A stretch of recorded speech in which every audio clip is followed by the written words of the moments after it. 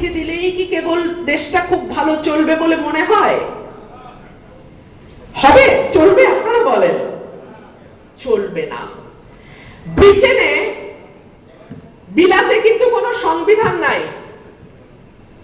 বিলাতের মতন গণতন্ত্র, বিলাতের মতন মানবাধিকার, বিলাতের মতন সুশাসন, ন্যায় বিচার কয়টা দেশে আপনি পাবেন?